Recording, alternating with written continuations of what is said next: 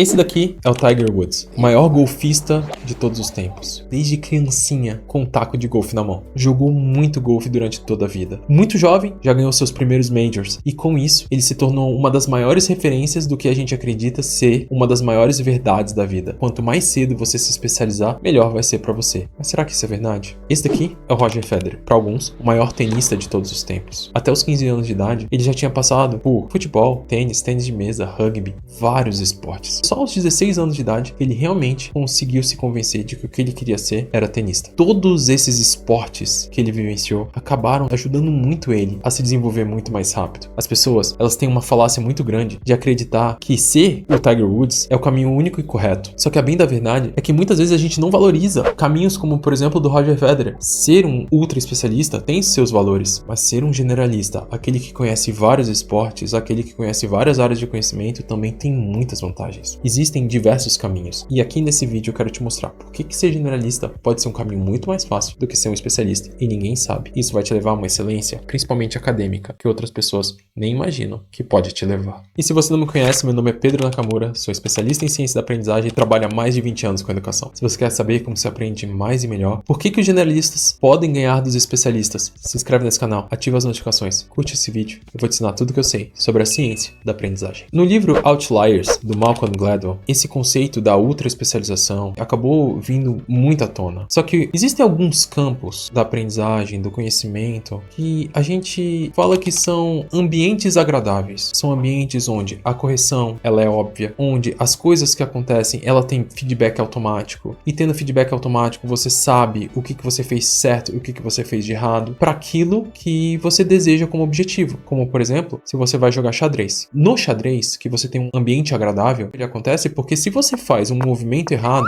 e o outro jogador ele te pune, então você tem um feedback automático para saber por que aquilo você errou. Ou então, quando você vai falar sobre uma prática de um violinista, o violinista, a partir do momento que ele pega uma nota e coloca num compasso errado, ele acaba percebendo isso. E a música, ela sai da harmonia. E quando você tem esses ambientes agradáveis que fazem com que você consiga compreender de forma correta e de forma rápida aquilo que está melhor, talvez o fato de você fazer uma prática intensiva, quanto mais prática você fizer, mais você vai perceber o que está certo e o que está errado. Mais rápido você vai conseguir compreender aquilo que vai dar bom para ti ou aquilo que não vai ser tão interessante. Só que existe um segundo tipo de ambiente, que é um ambiente um pouco mais esquisito. Nesse ambiente, a gente não tem exatamente os feedbacks tão corretos. A quantidade de variáveis que acabam acontecendo para você ter um determinado resultado são muito grandes. E de repente, o fato de você fazer uma coisa, por mais que você tenha a intenção de fazer uma coisa correta, talvez te traga uma sensação de que tipo, caraca, eu fiz errado por conta disso, mas pode ser que não tenha sido por conta disso. Pode ser que tenha sido por conta de uma outra coisa. Só que aí eu te pergunto sobre a vida. Enquanto no esporte a gente tem ambientes agradáveis que são relativamente óbvios, talvez na vida a gente tenha ambientes que sejam um pouco mais distorcidos, um pouco mais esquisitos, fruto de muitas variáveis. E talvez o teu feedback, que é aquilo que você está tentando corrigir, ele não seja tão óbvio assim. Exatamente nesses ambientes, a gente tem que começar a parar para pensar, será que serve só eu praticar 10 mil horas? Esse é um dos argumentos principais de um dos caras que eu mais admiro. Chama David Epstein. David Epstein escreve um livro chamado Range, que a gente traduziu em português para como os generalistas ganham dos especialistas. Ele traz esse conceito de que talvez o fato de você se especializar num mundo que é um ambiente um pouco esquisito, talvez não seja o caminho mais correto, pelo menos dependendo de qual for sua área que você quer. E realmente, o fato de você ter muito contato com um determinado conhecimento o mais rápido possível, talvez faça com que você se desenvolva muito rápido no começo, mas talvez exista uma outra coisa que você possa fazer para você ganhar muita velocidade, que é basicamente a ideia de se generalizar em termos de níveis de conhecimento. Não foque num único conhecimento. De repente, mesmo que você goste muito de exatas, procure por coisas como, por exemplo, filosofia. Porque por mais que filosofia pareça não ter nada a ver com exatas, a verdade é que a filosofia ela te ajuda a pensar. E muitas vezes, um pensamento como, por exemplo, um pensamento de Kant, um pensamento de Sartre, um pensamento de Aristóteles, Platão, ele pode ser um pensamento que faltava para você conseguir raciocinar uma coisa que você desejava muito dentro da física ou muito dentro da engenharia. Quanto mais conhecimentos você tiver fora da sua área de especialização, mais vai facilitar para que você tenha insights que outras pessoas não têm. Esse conceito de você conseguir pegar conhecimentos que estão em outras áreas e trazer para o teu campo de especialidade, que a gente chama de transição cognitiva, ele é um processo extremamente importante, criativo, e um processo que as inteligências artificiais elas não conseguem fazer. A verdade é que o generalismo ele é uma coisa muito pouco apreciada por muitas pessoas, sendo que aí ela pode ter várias evidências de que se você quer se tornar uma pessoa mais inteligente, talvez o generalismo seja um dos grandes caminhos para que você consiga aprender tudo muito mais rápido. Você com certeza já deve ter pegado pessoas que você começou a falar e parece que o assunto não se esgota nunca. Elas são uma fonte inesgotável de sabedoria, como se elas soubessem de todas as coisas. A verdade é que essas pessoas, elas não chegaram a esse ponto à toa. O que aconteceu foi porque existe uma lei dentro da neurociência chamada Lei de Hebb, que diz que neurônios que disparam juntos se conectam, que fizeram com que, por meio de conversas, comunicações, ideias, de áreas que ele conseguiu conectar de alguma forma, fizeram com que aquelas informações acabassem se tornando um emaranhado, criando um conceito que a gente dá o nome de engrama, que é um conjunto de memórias com pontes associativas, onde essas pontes conversam, criando então um processo onde um pensamento leva ao outro. É um conceito extremamente importante da neurociência. O fato é de que quando a gente tem uma amplitude, uma ampla gama de vários assuntos, aumenta muito a probabilidade da gente fazer comunicações entre essas áreas diferentes. E se a gente fizer a comunicação entre essas áreas diferentes e conseguir de certa forma conectá-las, elas vão se tornar um engrama único, muito mais denso, muito mais forte. E o que a gente sabe? Quando você para pensar sobre, por exemplo, um emaranhado, se você tem pouquinhas coisas para desamarrar, aquilo se esquecido muito fácil. Agora, em compensação, quando você tem um engrama muito forte, com várias pontes associativas, mesmo que você quebre uma ponte, ainda existem várias outras lá. E porque existem várias outras, o seu cérebro tem muita dificuldade de desfazer coisas que são muito densas. O generalismo, ele pode te trazer uma baita vantagem. Por mais que seja um processo contraintuitivo, porque você estudar muito de várias coisas é muito mais lento do que você se aperfeiçoar em uma única coisa, a verdade é que a longo prazo ela ganha muito efeito. Isso porque quem é o especialista acaba aprendendo de forma linear, todo dia um degrauzinho. Em compensação, para quem trabalha com generalismo, por mais que no começo seja muito raso, um monte de coisas que você vai saber, então você sabe muito pouco de várias coisas, o que acontece é que depois ele acaba ganhando um efeito exponencial por conta de toda a comunicação que você tem entre as informações que você tem no seu cérebro. Você tem que entender, quanto mais informações você tem no seu cérebro, mais você consegue puxar ideias de outros lugares. E não só isso, você consegue, por meio de outras ideias, conseguir fazer associações. E essas associações são simplificações que vão fortalecer muito para que as memórias perdurem por muito mais tempo. Não caia na falácia de você achar que o fato de você querer saber exatas, só estudar exatas vai servir para a tua vida. Se você vai trabalhar numa área, como por exemplo engenharia, existem muitos conceitos da história que podem ser muito úteis para você dentro da engenharia. Muitos conceitos da geografia. E se trata muito mais sobre o pensamento. Se trata muito mais sobre você fortalecer várias áreas do seu conhecimento. Enquanto você não chegou nesse propósito de vida, quanto mais conhecimentos você tiver de várias áreas diferentes, mais fácil vai ser para que você consiga ter pensamentos extremamente criativos e assim você acabe não se tornando obsoleto perante as inteligências artificiais. E não só isso, vai facilitar muito para que tua aprendizagem, no dia que você começar a se especializar, você cresça muito mais rápido. Porque, de novo, o crescimento não vai ser linear, ele vai ser exponencial, porque você tem diversas áreas para conectar com aquelas informações. Por isso, a gente precisa entender como que a gente constrói o caminho do generalista. E esse caminho do generalista, eu vou te dar 3 conceitos para que você consiga abraçar esse conceito. E a primeira coisa que você precisa saber é aprender domínios diferentes. É abraçar essa ideia de que existem diversas áreas que você pode se comunicar. Eu, por exemplo, quando fui começar a estudar sobre ciência da aprendizagem, eu comecei a perceber que só estudar ciência cognitiva não serviria. Eu fui atrás de conceitos de filosofia, de neurociência, de psicologia cognitiva, psicologia positiva e diversas outras áreas para que a gente possa construir um sistema holístico em relação a um determinado conhecimento. Fora que a minha área que eu me graduei é matemática. E como é matemática, eu também utilizo conceitos matemáticos muito voltado, por exemplo, para lógica matemática ou probabilidade e estatística para utilizar e incrementar mais ainda os meus conceitos na área da ciência da aprendizagem. Quanto mais domínios diferentes você tiver, maior capacidade você vai ter de fazer com que as conexões aconteçam. E com isso, você vai conseguir abraçar mais esse caminho do generalismo. A segunda coisa que você vai fazer é buscar por conexões improváveis. O que você vai tentar fazer é literalmente pegar áreas que você nem imagina e tentar se forçar a pensar como que elas se conectam. Pensar o que isso me lembra. E não se incomode do pensamento ser totalmente estapafúrdio. Porque não tem problema a ideia ser muito louca. Não se prive desses pensamentos. Porque muito provavelmente, depois que você tiver essa ideia muito louca, que a princípio parece uma total loucura, com a lapidação e a melhora, você vai conseguir fazer com que você tenha dentro de ti, dentro da tua cabeça, uma peça rara. Algo que ninguém pensou antes. Porque essas conexões não são óbvias.